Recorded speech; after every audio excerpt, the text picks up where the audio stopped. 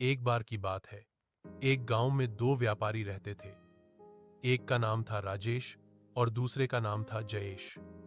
दोनों आपस में रिश्तेदार भी थे और व्यापार में साझेदार भी।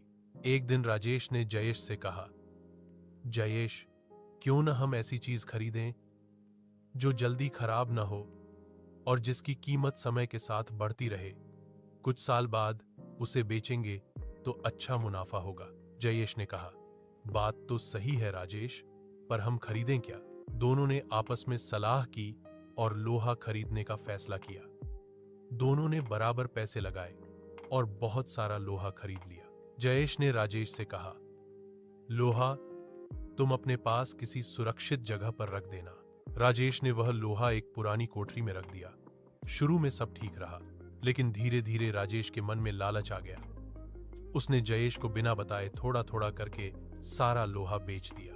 काफी समय बाद जयेश राजेश के पास आया और बोला, राजेश, आज लोहे का भाव बहुत बढ़ गया है, चलो अब लोहा बेच देते हैं। राजेश बोला, जयेश, अब तो लोहा नहीं है, उसे घुन खा गए।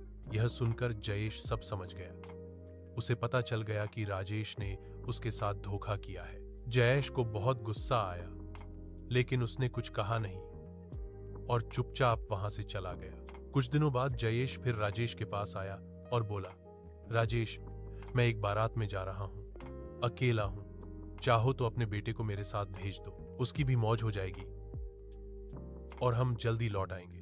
राजेश बोला, ठीक है जयेश, तुम मेरे बेटे को ले जाओ, बस उसका ध्यान रखना।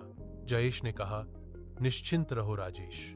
जयेश राजेश के बेटे को अपने साथ ले गया।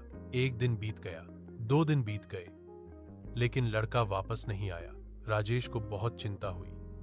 वह जयेश के पास गया और बोला, जयेश, मेरा बेटा कहाँ है? वह अभी तक घर क्यों नहीं आया?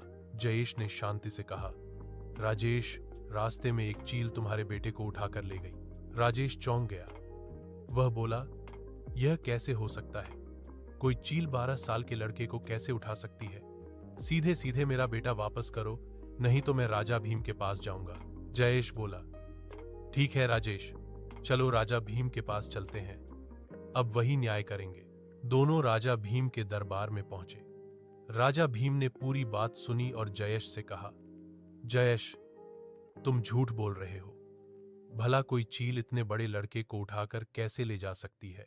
तभी जयेश ने कहा, कथा कहूं कथावली, सुनो राजा भीम, लोहे को घून खा जाए तो लड़के को ले जाए चील। यह सुनते ही राजा भीम सब समझ गए। उन्होंने राजेश की ओर देखा और कहा, जब लोहा घून खा सकता है तो चील लड़के को भी ले जा सकती है। राजा भीम ने आदेश दिया कि राजेश जयेश का पूरा लोहा वापस करे और जयेश से कहा कि वह राजेश के बेटे को सही सलामत वापस पहुंचा दे।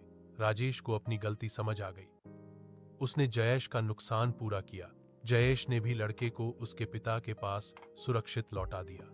इस तरह न्याय हुआ और सच्चाई की जीत हुई। कहानी हमें यह सिखाती है, जो दूसरों के साथ धोखा करता है वह एक दिन खुद फंस जाता है।